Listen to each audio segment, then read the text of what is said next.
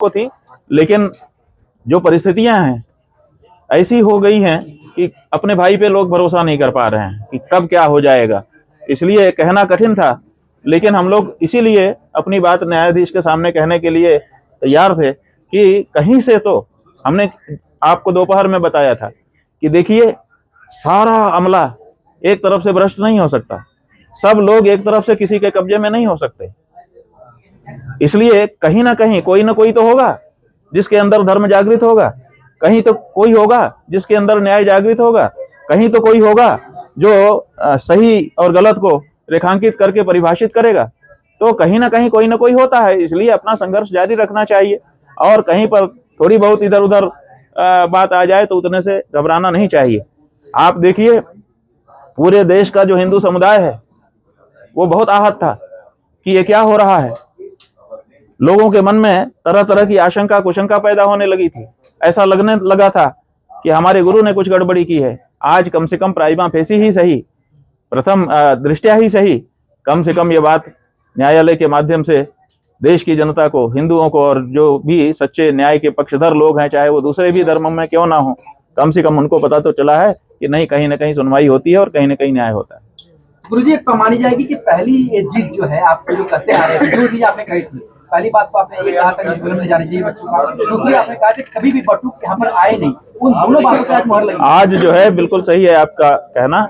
हमने आरंभ से दो बातें कही थी कि देखिए, जो कुछ हुआ है, क्या हुआ है कौन जानता है, कहाँ क्या हो रहा है, हम सब चीज का तो जानकारी लेके बैठे नहीं है। किसके साथ किसने क्या कब क्यों किया, ये सब अलग बात है। हमारे साथ उन बच्चों का क्या कनेक्शन है वो बताइए। तो आज न्यायालय में जो सरकारी वकील हैं उन्होंने ही खड़े होकर के कह दिया कि नहीं, ये बच्चे वहां पढ़ते लिखते नहीं है, इनसे वहां लेना देना नहीं है। तो एक बात साफ हो गई।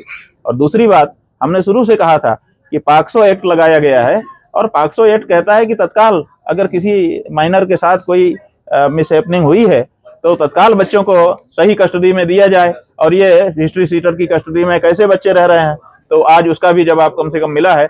जब न्यायाधीश ने पूछा कि बच्चे कहाँ हैं, जवाब नहीं दे पाए, कह रहे हैं कि परीक्षा दे रहे हैं बच्चे, रेगुलर परीक्षा दे रहे हैं। तो ये जो बात है, हरदोई के, कोई हरदोई जिला है, उस जिले के किसी विद्यालय में संस्थागत छात्र होकर के वो परीक्षा दे रहे हैं और कहानी बनाई जा रही है कि हमारे आश्रम में हमारे साथ रह रहे हैं और हम उनको बात नहीं करने दे रहे हैं किसी से।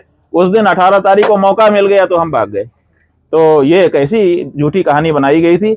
आज कम से कम इस बात की तसल्ली है कि जब न्यायालय में बातचीत हुई, और सबसे अच्छी बात यह है कि न्यायालय में जो बातचीत हुई वो ऑन कैमरा, माने ऑनलाइन था। बहुत सारे लोग, हजारों लोग देश के, वो उसको कार्यवाही को देख रहे थे, पक्ष की भी दलीलें देख रहे थे, प्रतिपक्ष की भी दलीलें देख रहे थे, जो प्रमाण दिए जा रहे थे वो भी देख रहे थे।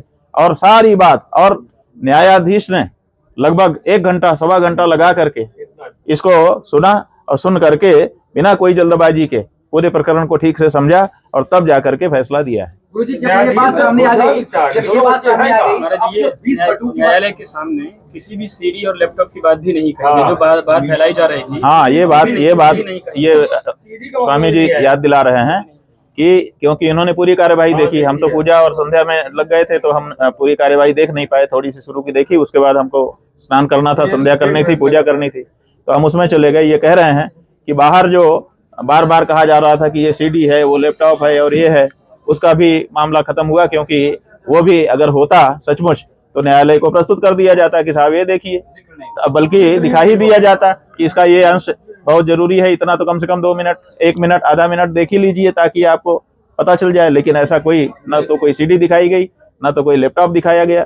इसका मतलब है कि ये मीडिया ट्रायल चलाया जा रहा था शंकराचार्य के विरुद्ध और कोर्ट के बाहर ही फैसला कर दिया जा रहा था। आज कम से कम इस प्रवृत्ति पर न्यायालय ने अंकुश लगा दिया। लैपटॉप में दिखाई गई 20 बटुक की बात जो पहले कर रहे थे वो भी नहीं कही गई। यही नहीं, जो बात कही जा रही थी कि 20 बटुक हैं, अगर वो 20 बटुक थे तो आज उनको पेश कर देते, आज मौका था। पहले वो 2 को भी नहीं पेश कर, इसलिए ये भी बात, अब देखिए, अभी तो ये एक आर्डर आया है, अभी इसको देखते हैं। मानहानि जो की गई है उसके बारे में भी विचार किया जाएगा। मानहानि भी हुई है और बहुत लोगों को ठोकर भी लगी है, तो जिनको ठोकर लगी है सब लोग अपनी तैयारी कर रहे हैं, वो भी अपना इस पे करेंगे। मानहानि वकील साहब ने फौरी तौर पर क्या आपको बताया है कि क्या हुआ है? वकील ने कहा कि हम लोगों ने आपका पक्ष न्यायालय में ठीक से रख दिया। न्यायालय ने वो बड़ी शांति के साथ हमारे पक्ष को सुना। फिर जो सरकारी पक्ष था, अभियोजन पक्ष, उनको भी विस्तार से उन्होंने सुना, सबको पूरा समय दिया और अंत में उन्होंने कहा कि ये जो आप लोगों ने हमको अपना आर्गुमेंट बहस सुनाई है, इसको हमने सुन लिया है, हम अपना फैसला रिजर्व कर रहे हैं और जो उसका ऑपरेटिंग पोर्शन है जिसके लिए आप आए हैं, शेल नॉट बी अरेस्टेड, गिरफ्तारी की बात नहीं है, ये उन्होंने कहा है। बाकी आप सहयोग